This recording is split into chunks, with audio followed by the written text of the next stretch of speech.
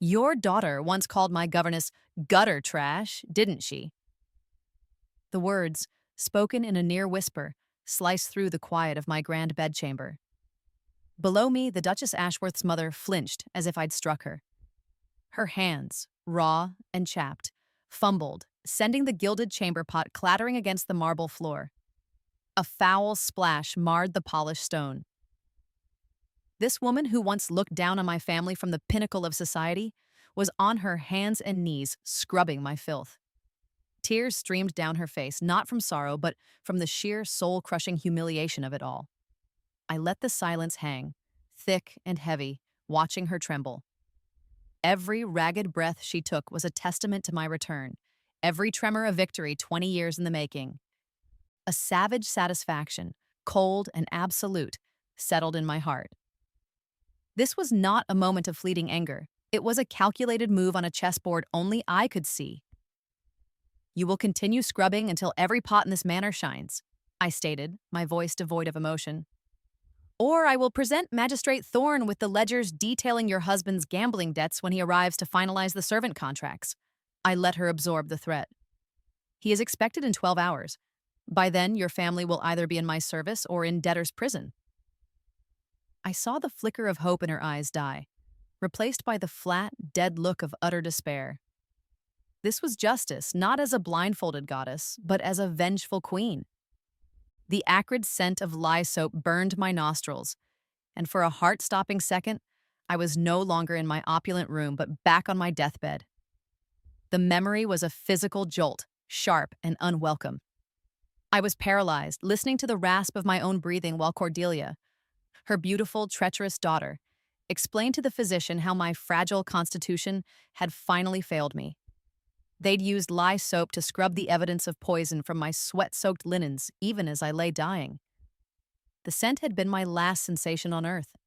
Now it was the perfume of my new life, a constant, biting reminder of the debt of pain the Ashworth family owed me, a debt I intended to collect with ruinous interest. I turned away from her, the sight of her pathetic misery suddenly tiresome. My gaze fell upon the new contracts sitting on my mahogany desk, the ink still fresh. They were a masterpiece of legal entrapment, turning the Ashworths' secret disgraces into ironclad chains. From the drive below, the distant crunch of carriage wheels on gravel drifted through the open window, a harbinger of the dawn to come. The clock was ticking, not just for the Duchess's mother, but for Cordelia herself. In 12 hours, Magistrate Thorne would arrive and make this nightmare her family's legal reality. Her mother would scrub pots, her father would serve my stables, and the proud house of Ashworth would be nothing more than a footnote in the story of my spectacular revenge. I had the Duchess's mother brought from my bedchamber to my study. She stumbled in, her face pale and streaked with filth, a ghost haunting the edges of my new life. I gestured for her to stand before my mahogany desk, a vast, polished expanse that served as the altar for my judgment. Upon it lay two documents. One was a standard servant's contract, detailing a term of labor that, while humiliating, was at least finite. The other was my masterpiece. Without a word, I picked up the first contract, the one offering a sliver of mercy. I looked her directly in the eye, letting her see the faint spark of hope that it might be her salvation. Then, with deliberate theatrical slowness, I tore the parchment in half. The sound of ripping paper was shockingly loud in the silent room. I let the two pieces fall to the floor before sliding the second document across the desk's polished surface. Its terms were not finite. It was a binding, multi-generational indenture built upon carefully acquired debt. "A new offer," I said, my voice as cold and hard as the marble in the hall. "I've taken the liberty of consolidating your family's many financial obligations. You'll find this new total far more accurate." Her eyes, wide with confusion and terror, scanned the opening lines, and I watched the last vestiges of color drain from her face as she understood that I had not just cornered them, I had purchased them, body and soul. She finally found her voice, a ragged, desperate rasp. "You cannot do this, Cordelia. Her engagement. She is to be married to Lord Pemberton. His family is one of the most respected in the kingdom." I leaned back in my leather chair, steepling my fingers. "Yes, And that engagement is the only thing your family has left, isn't it? The final pillar holding up the crumbling facade of your house. I let the silence stretch before delivering the killing blow. You'll scrub every pot in this manor, and your husband will tend my stables. Or I'll see your daughter's engagement to Lord Pemberton dissolved by dawn. I will personally send him a letter, along with a full accounting of your debts. Do you think his family will welcome a union with paupers? With a house whose matriarch scrubs chamber pots for a living? You wouldn't dare, she breathed, though her conviction wavered. Try me, I replied icily. Reputation is a fragile thing, Duchess. A single well-placed whisper is all it takes to shatter it. I am Lady Blackthorn, a victim of your daughter's schemes, returned from the dead. My voice carries weight. Whose story do you think they will believe? The wronged heiress? Or the mother of a social climbing shrew whose family is drowning in secret debt? Her shoulders slumped in utter defeat. The fight was gone, replaced by the horrifying certainty that I held all the cards. Debt? She stammered, clinging to one last thread of denial. We have no such debts. I almost laughed at the pathetic lie. Please do not insult my intelligence. Or did you truly believe your husband's little habit was a secret? His love for cards and dice? The nights he spent in the back rooms of less than reputable establishments, wagering away your future? I leaned forward, my voice dropping to a conspiratorial murmur. I know about the deed to your Yorkshire estate, signed away after a disastrous hand of whist. I know about the loans taken against Cordelia's dowry, funneled into losing bets on the horse races. Your husband didn't just gamble with his money, he gambled with your lives, with your daughter's future. He lost. And in my previous life, I was the one who paid the price for your family's desperation. In this life, the bill has come due for you. The blood drained from her face as she realized my knowledge wasn't based on rumor. It was specific, detailed, and undeniable. I had seen their secrets from beyond the grave. I glanced at the ornate clock on the mantelpiece, its steady ticking counting down the seconds of her freedom. And here is the final, exquisite detail of your predicament, I said, savoring the moment. Lord Pemberton's wedding deposit. A rather substantial sum, I'm told, meant to secure the cathedral and the royal caterers. A gesture of his family's immense wealth and commitment. I paused, letting her hang on my words. That deposit becomes entirely non-refundable at the stroke of midnight. If the engagement is broken after that, his family forfeits the entire amount. If, however, they were to learn of your insolvency before midnight, they could withdraw their offer and reclaim the funds, citing fraudulent misrepresentation on your part. I tapped a finger on the desk. It is now 7 o'clock. You have 5 hours. You can sign this contract, binding your family to my service and allowing Cordelia to have her precious wedding, or you can refuse, and I will burn your daughter's future to the ground before the clock strikes 12. Choose. I waited in the conservatory, a glass-walled bubble of summer thriving in the heart of a bitter December. Outside, a fresh blanket of snow covered the gardens, muffling the world in a shroud of white. Inside, orchids bloomed in defiance of the frost, and the humid air was thick with the scent of damp earth and exotic blossoms. I had dismissed the gardeners for the day. I wanted no witnesses for this. I knew she would come. Her mother was a tool, but Cordelia was the true target. My wait was not long. A flash of crimson silk appeared at the far end of the garden path. It was Cordelia, storming through my grounds as if she still owned them, her furious pace entirely at odds with her unsuitable attire. Her thin, silk slippers were instantly soaked, sinking into the snow with every enraged step. Her expensive cloak, trimmed with ermine, caught on the frozen thorns of my mother's prize-winning rose bushes, tearing a fine gash in the fabric. She didn't even notice. Her face, usually a perfect mask of aristocratic composure, was twisted into a grotesque snarl of pure fury. She was a storm of color and rage against the placid, unforgiving white of the winter landscape, and I watched her approach with the calm detachment of a naturalist observing a predator. Her eyes scanned the grounds, searching for me. They landed on a small table near the frozen fountain, where a single object had been placed. It was my favorite portrait, a gilt-framed miniature from before my departure, a deliberate piece of bait. With a guttural scream of raw frustration, Cordelia lunged for it. She held it aloft for a moment, her knuckles white, her chest heaving as she glared at my painted, smiling face. She was speaking, but her words were lost to the wind, incoherent sounds of pure rage. Then, with all the force she could muster, she hurled the portrait against the thick green ice of the fountain. The gilded frame shattered on impact, and the glass exploded into 1,000 glittering shards that skittered across the frozen surface like scattered diamonds. The sound of the crash, sharp and violent, echoed through the still, cold air. It was her counter-move, a desperate physical tantrum against an enemy she couldn't see or comprehend. She stood there panting, her shoulders heaving, staring at the desecrated image of the girl she thought she had destroyed forever. Finally, she located me, a silhouette among the orchids in the glass house. Her rage found its voice. "You pathetic, jealous witch!" she screamed, her breath billowing in front of her in thick white clouds. "Is this what it comes to? Hiding in your hothouse and tormenting my mother? You were always jealous of me. Jealous of my beauty, jealous of my suitors, jealous of Lord Pemberton.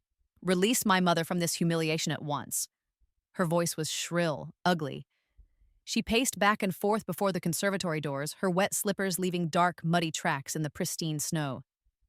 "Do you hear me, Evelyn? This farce is over. You will sign the release papers and my mother will leave this cursed place. You have no right." It was a masterful performance of indignation, the same tactic she had used 100 times to get her way, to paint herself as the victim. She was trying to reassert the old order where her word was law and my feelings were irrelevant. She was playing a game whose rules I had rewritten from beyond the grave. I slid open a single pane of the glass wall, allowing a sliver of the biting cold to breach my sanctuary. The warm, humid air of my sanctuary rushed out to meet the frigid air of her prison. "I have every right," I replied, my voice calm and carrying easily in the stillness. Cordelia froze, startled by my sudden response. "A right you gave me, cousin." She stared at me, confusion warring with the anger on her face. "You speak of jealousy," I continued, "but you have it backward. You were the one who was jealous of my inheritance. So jealous, in fact, that you decided to take it for yourself." Her face paled slightly. "I died once because of your cruelty. Now you'll live with the consequences." "Died?" she spat, a tremor of real fear finally entering her voice. "You vanished. You ran away like a coward." "Did I?" I asked softly, letting the question hang between us. "Or did the evening tea you so graciously prepared for me taste a little too sweet that night? I remember you standing over my bed, your face a perfect picture of sorrow. I remember you telling me to rest just before the world went black." The silence that followed was more profound than any scream. Her frantic energy evaporated, leaving her utterly still, a statue of crimson silk in the snow. I pressed my advantage, my voice a cold, sharp icicle. "Your precious reputation," I said, "the one you've spent your entire life cultivating, the one that snagged you Lord Pemberton, dies with every chamber pot your mother empties." I saw a flicker of defiance in her eyes and crushed it. "Do you think the servants talk?" "Of course they do. They are already whispering. By morning, every scullery maid in the city will know that the Duchess Ashworth scrubs floors on her hands and knees. By the end of the week, the story will be the most delicious piece of gossip at every ball. They will call you the chamber pot princess. How long do you think your engagement will survive that? How long until Lord Pemberton's family decides that your name is too stained, too vulgar to be joined with theirs?" The warmth from the conservatory felt like a physical shield against the winter's bite. The air I breathed was sweet with the scent of blooming life, of jasmine and night phlox. Outside, Cordelia stood in the biting wind, her fine cloak offering little protection against the deep, invasive cold of the December evening. Snowflakes began to fall again, catching in her dark hair and on her eyelashes, melting on her cheeks like new tears. Her face, once flushed with rage, had turned a pasty, ashen gray. The fight had drained out of her completely, leaving behind a hollow shell. She understood now. This wasn't a negotiation, it wasn't a rivalry, it was an execution, and I was not just the judge and jury, I was the ghost who had returned to witness it. Slowly, deliberately, I slid the glass pane shut, sealing myself back in my world of warmth and color and leaving her alone in the cold, white emptiness she had created for herself. I had thought the confrontation in the garden was the end of it for the day. I was wrong. As I settled into the high-backed leather chair behind my father's immense mahogany desk in the library, the doors burst open. It was Cordelia. She had shed her snow-dampened cloak and slippers, but her hair was still a mess, and her eyes held a feverish, predatory glint I hadn't seen before. The pathetic, defeated girl from the garden was gone, replaced by the cornered viper I knew so well. She was no longer screaming. The cold, calculating malice had returned to her face, a chilling mask of composure that I knew meant she believed she had one last card to play. Two footmen hovered nervously in the doorway behind her, unsure of what to do. "Leave us," I commanded, my voice calm. The men bowed hastily and pulled the heavy oak doors shut, sealing us inside the room that had always been the heart of my family's power. The library was my father's domain, filled with the scent of old leather and beeswax, its walls lined with thousands of books containing centuries of knowledge and law. It was the perfect stage for what was to come. "A truly pathetic display, Evelyn," Cordelia began, her voice dripping with condescending scorn as she paced before the cold fireplace. "Enslaving my mother, threatening my engagement. It's all so small, so pedestrian. It reeks of the gutter just like your precious governess." She was baiting me, trying to draw me into a screaming match where she excelled. I refused to bite, simply watching her over the steeple of my fingers. "Did you really think it would be so easy?" She continued with a hollow laugh. "That you could just reappear and unravel everything I've built? You may have returned from whatever hovel you were hiding in, but the world moved on without you. Legalities were observed, documents were signed. A new order was established." She stopped her pacing and turned to face me, a triumphant, hateful smirk spreading across her lips. "You think you hold all the power now, but you are a ghost in the eyes of the law, a complication perhaps, but one that can be managed." From the folds of her crimson dress, she produced a folded parchment tied with a black ribbon. She strode to the desk and slapped it down between us. "This," she hissed, "is power. This is the law." It was the will, the forgery she had used to steal my life's inheritance. I looked at the document, then back at her face, and I allowed a small, genuine smile to touch my lips. The sight of my amusement infuriated her. "What are you smiling at, you fool?" she snapped. "That is the last will and testament of Lord Blackthorn, which names me, his beloved niece, as the sole heir to his estate in the tragic event of his daughter's passing. It was witnessed. It was certified by Magistrate Thorne himself. It is ironclad. It's a forgery," I stated simply, my voice gentle. "And a clumsy one at that. You always had terrible penmanship, Cordelia." "It was perfect enough," she shot back, leaning over the desk, her face inches from mine. "Perfect enough to convince everyone.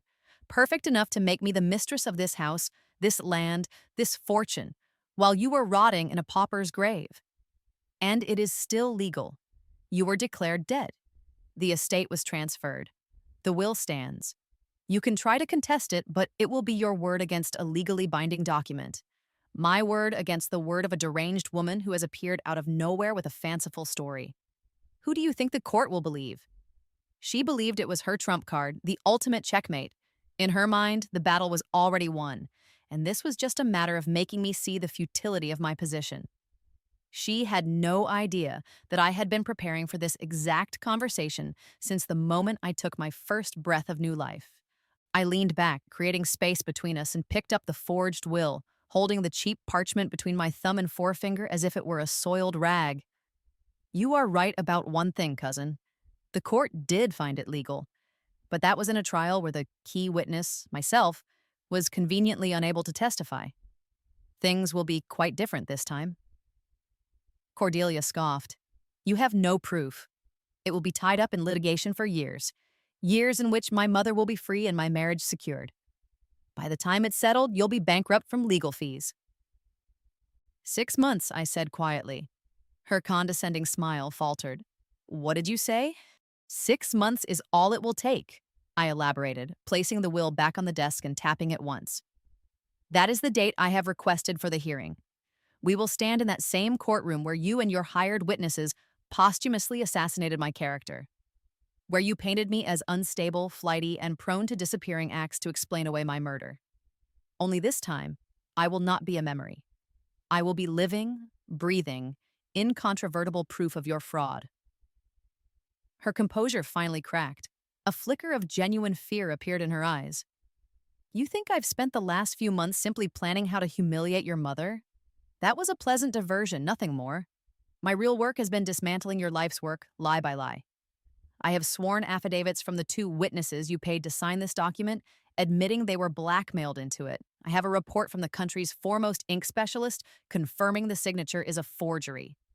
I have a trail of banknotes leading from your accounts to the pockets of the corrupt court clerk who lost the evidence that questioned the will's authenticity. I don't just have proof, Cordelia. I have an avalanche, and it is poised to bury you. She stared at me, speechless, her mind racing to catch up. I could see the wheels turning as she tried to find a flaw in my logic, a weakness to exploit, but there was none. I had left nothing to chance. How? She finally whispered, the word barely audible. How could you possibly know all of this? I gave her a pitying look. You see, death is an excellent teacher, a truly unparalleled education.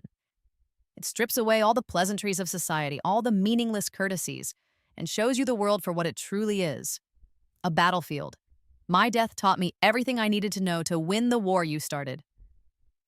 I stood and walked to the window, looking out at the snow-covered gardens where she had stood just a short while ago. Your betrayal taught me who my true enemies were. It wasn't just you. It was every person who stood by and watched, every so-called friend who offered condolences, while secretly delighting in my downfall. It taught me that loyalty is the rarest currency in this world, more valuable than gold or land. It taught me which allies to trust. I thought of Miss Hartwell, my dear governess, the one person who had questioned Cordelia's story from the beginning, who I had sought out the moment I returned. She was my one true ally, and her testimony would be devastating. But the most important lesson you taught me, dear cousin, was about the power of secrets. I turned back to face her. Her face was ashen, her bravado completely gone. You thought the forged will was your only secret. You were wrong. Secrets are the foundation upon which your entire life is built. Your father's gambling debts, your mother's desperation, your own quiet arrangement with the stable boy before you set your sights on Lord Pemberton. Her sharp intake of breath told me that shot had landed perfectly. You see, everyone has secrets. They are weapons lying in wait. You used one to kill me, thinking it was the end of the story. You were short-sighted. I, on the other hand, have spent my new life collecting an entire arsenal. While you were planning your wedding, I was mapping your ruin. While you were choosing flower arrangements, I was interviewing disgruntled servants you had dismissed. While you were basking in your stolen glory, I was preparing for this very moment. I walked back to the desk and calmly tore the forged will in half, just as I had the servant's contract. This document is meaningless, I said, letting the pieces flutter to the floor. It is a relic of a past you can no longer control. Your future is in my hands now, and I assure you, I will be far less merciful than death ever was. The 6 months I had promised Cordelia was a lie, a strategic deception designed to lull her into a false sense of security, while I finalized my true attack. The real timeline was much, much shorter. On the day of her wedding, 2 hours before the ceremony was set to begin, I strode into the office of Magistrate Thorne. He was a man grown comfortable in his authority, accustomed to schedules and appointments, and my unannounced arrival was an unwelcome disruption. He looked up from a stack of papers, his expression one of weary annoyance. I didn't wait for an invitation. I walked directly to his immense oak desk and slammed a thick leather-bound portfolio down on his blotter. The sound echoed in the quiet, wood-paneled room. A matter of some urgency, Magistrate, I said, my voice cutting through the stuffy air. On top of the portfolio lay a single sheet of paper, an analyst's report comparing the two signatures. The ink on the expert's conclusion was so fresh, I could still smell it. Magistrate Thorne stared at the portfolio, then at me, his eyes narrowing. He did not like surprises, and I had just brought him a very large one. Your Honor, I began, my voice clear and formal, leaving no room for argument. I have not come to petition your court, but to present you with a closed case. Within this portfolio, you will find irrefutable evidence of document forgery, inheritance fraud, and conspiracy to commit financial murder. I pushed the portfolio towards him. He did not reach for it. Instead, he leaned back in his chair, a gesture of condescending patience that set my teeth on edge. He adjusted his spectacles, peering at me as if I were a particularly vexing insect.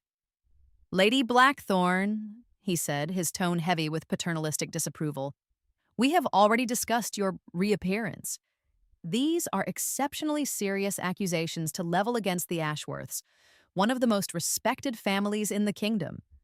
I sincerely hope, for your own sake, that you have brought me more than the wild, unsubstantiated tales of a woman long thought dead."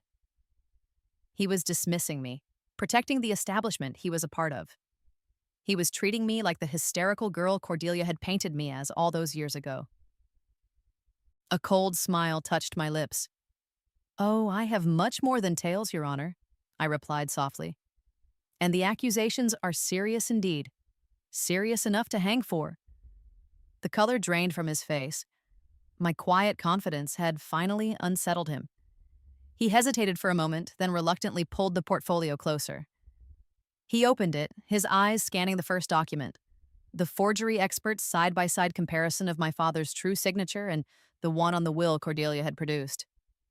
I watched his expression shift from skepticism to shock. He flicked to the next page, a sworn affidavit from one of the supposed witnesses, detailing how Cordelia had threatened his family to secure his signature. Then another, and another. Bank statements showing large, untraceable withdrawals from Cordelia's accounts, followed by equally large deposits into the accounts of the court clerk, who had misplaced key evidence during the original probate hearing. His breathing grew shallow. The world of order and respectability he inhabited was crumbling before his eyes, page by damning page. I let him stew in the horror for a long moment, before delivering the next blow. "And you will find, Your Honor, that my case is not unique," I continued, my voice low and steady. "I am simply the only one of Cordelia's victims who survived to tell the tale." His head snapped up, his eyes wide. "The Ashworth family has been systematically destroying noble houses through forged inheritance claims for over a decade. They are predators who wrap themselves in the flag of nobility." I began to name them. Look at the Cavendish estate. After young Lord Alfred's fatal riding accident 4 years ago, Cordelia was his dearest confidant. A last-minute codicil to his will left her a sizable portion of his shipping interests. Or the Dubois fortune 2 years prior, after the beautiful Lady Isabel succumbed to a sudden illness while traveling abroad. Cordelia was there too, a comfort in her final days. And again, a mysterious addendum to the will, granting the Ashworths mining rights on their land. I leaned forward, my hands flat on his desk. "You signed off on both of those estates, Magistrate. You, yourself, certified their legitimacy. Cordelia did not just make a fool of me. She made a fool of your entire office." He was pale, speechless. He looked down at the evidence, then back at me, seeing the full, horrifying scope of the conspiracy. This was no longer about one family's drama. It was a rot that threatened the very integrity of the law he represented. "And to corroborate the charge of conspiracy to commit murder," I said, raising my voice slightly, "I have a witness to Cordelia's own confession." On my cue, the office door opened. Miss Adelaide Hartwell stepped inside. She was no longer the timid, disgraced governess Cordelia had cast out. She was dressed in a smart, sensible traveling suit. Her hair was pinned up with authority, and her expression was one of absolute resolve. She met the magistrate's stunned gaze without flinching.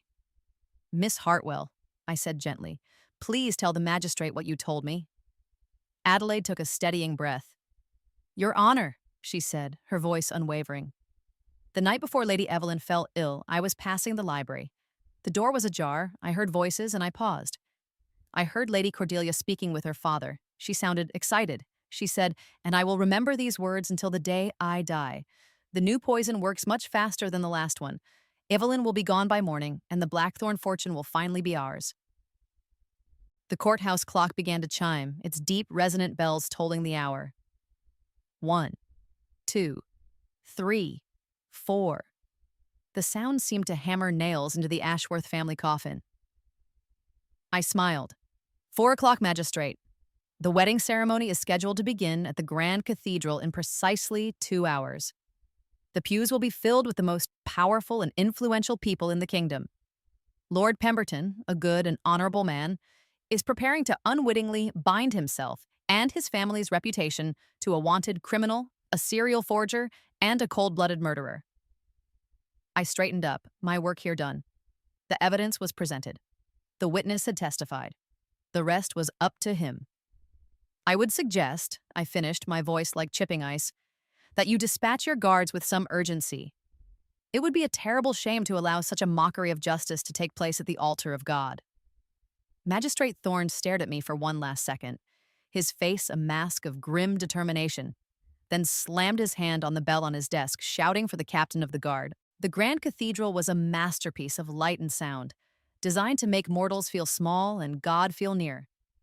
Sunlight streamed through colossal stained glass windows, painting the marble floors in hues of sapphire, ruby, and gold.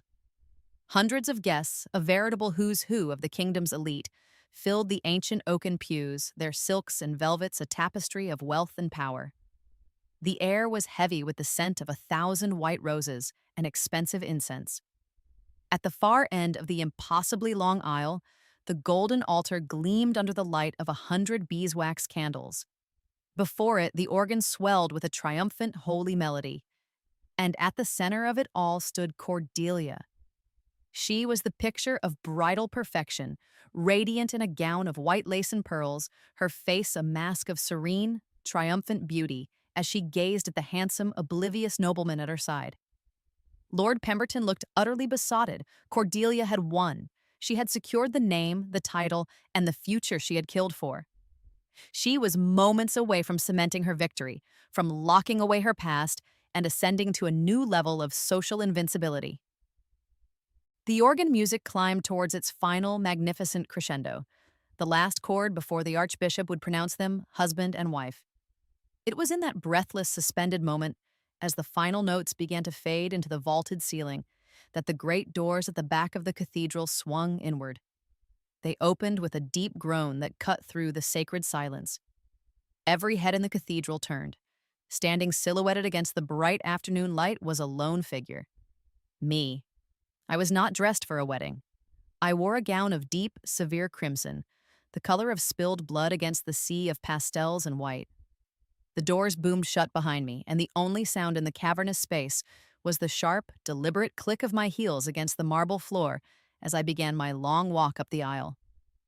The organist, his hands trembling, let the music die with a discordant wheeze. The guests stared on their mouths agape, whispering frantically to one another. I ignored them all. My eyes were fixed on Cordelia. I saw her follow the gaze of her guests, her brow furrowed in annoyance at the interruption. And then she saw me. Her serene smile froze, then melted away, her face contorting into a mask of pure, unadulterated shock. I reached the altar steps, a crimson stain on the pristine white scene, and stopped. I stood between Cordelia and her prize, turning to face the Archbishop, whose face was a comical mixture of confusion and outrage. "There is an impediment to this union," I announced, my voice ringing with unnatural clarity in the acoustically perfect hall. The collective gasp of the crowd was like a sudden wind. I turned my gaze to the guests, a predator scanning a herd of startled sheep. "I object to this union on the grounds of fraud, forgery, and attempted murder." The whispers exploded into a roar of disbelief. Lord Pemberton stepped forward, his hand on the hilt of his ceremonial sword. "Who are you? What is the meaning of this intrusion?" he demanded, his voice shaking with a mixture of anger and confusion.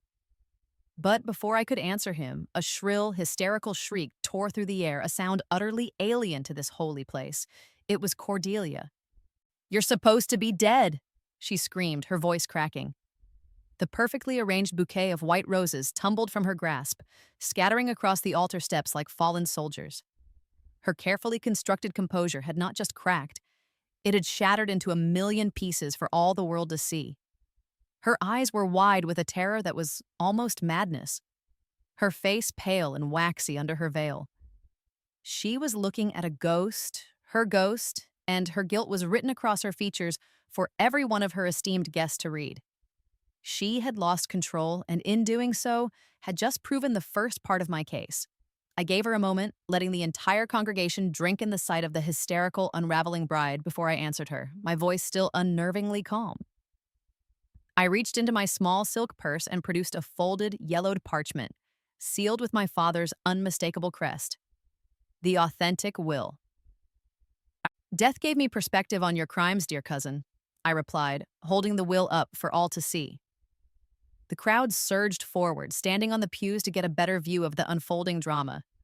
I turned my attention to the stunned man at Cordelia's side. Lord Pemberton, I said, my voice softening with feigned pity. My sincerest apologies for ruining your wedding day. My name is Evelyn Blackthorne. I am the rightful owner of the fortune your fiancé is using to purchase her place in your family. I am also the woman she poisoned and left for dead to get it. Lord Pemberton stared at me, then at the stammering, wild-eyed woman who was supposed to become his wife, and the dawning horror on his face was a spectacle to behold. He was connecting the dots, realizing the whispers of the Ashworths' financial troubles were likely true, realizing the woman beside him was a stranger, a liar. He backed away from Cordelia as if she were diseased. "Tell them, Cordelia," I demanded, taking a step up towards her, my voice rising to fill the cathedral once more. "This is your audience. Confess. Tell Lord Pemberton how you forged my signature on a false will. Tell him how you bribed servants and court officials to legitimize your claim. Tell this congregation how you slipped poison into my evening tea night after night until my body finally gave out. Tell them how you plan to inherit everything and erase any trace of my existence." I was advancing on her now, backing her up against the golden altar itself. "Tell them what you did." You can't prove," she stammered, looking wildly from me to Lord Pemberton, to the sea of horrified faces.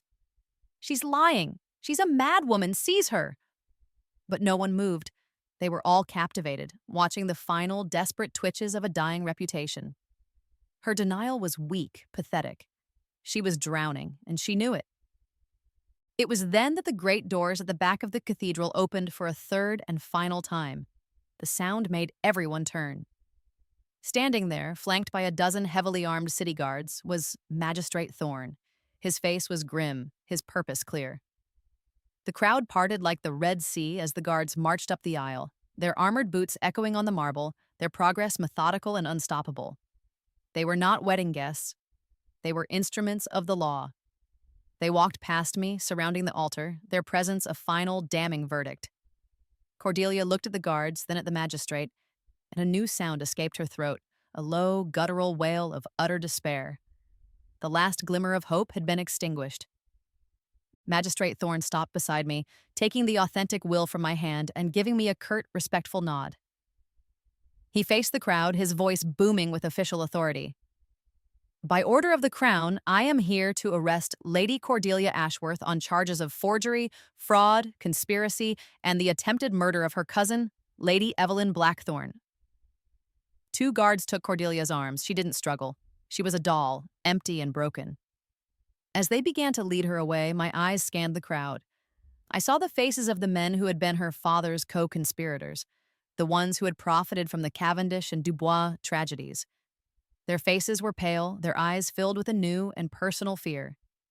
They knew I had not just reclaimed my own fortune, but that I now had a clear view of theirs. This was the seed of my next move. The Ashworths were merely the trunk of the poisonous tree. Now it was time to tear out the roots. The cathedral was in chaos.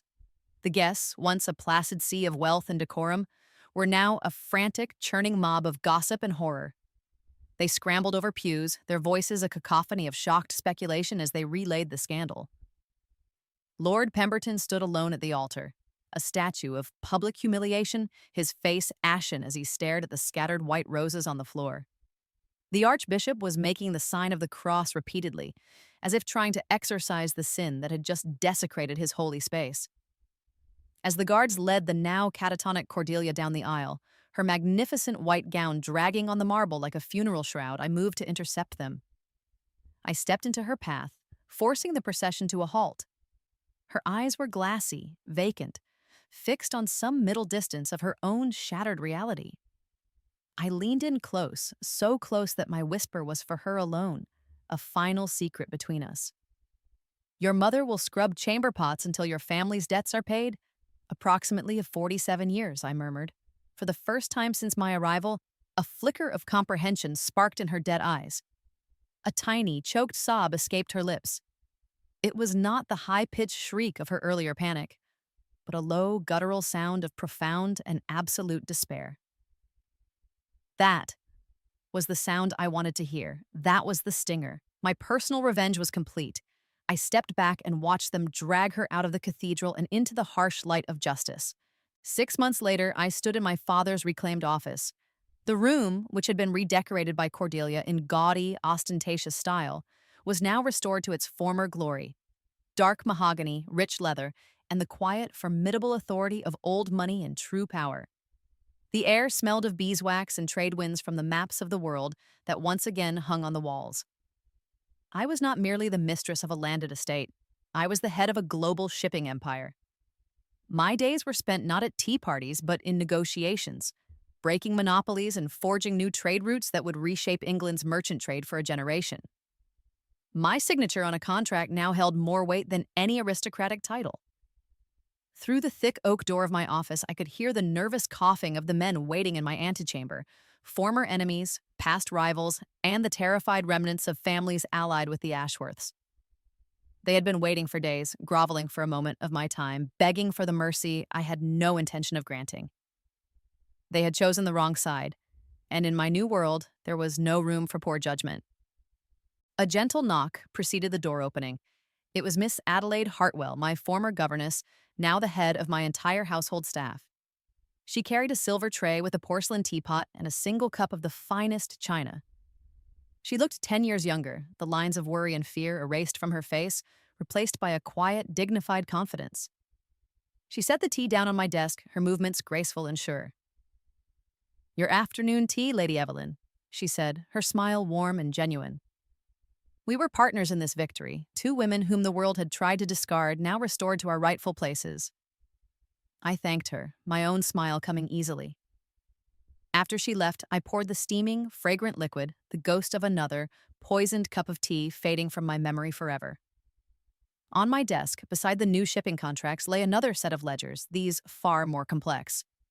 They were not from a noble house, but from a powerful banking consortium, the one that had quietly financed Cordelia's schemes, and those of the Cavendish and Dubois conspirators, taking a percentage of the stolen fortunes in exchange for their silence and capital.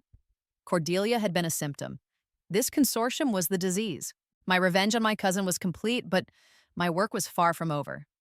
Justice was not a single act, but a continual process of balancing the scales.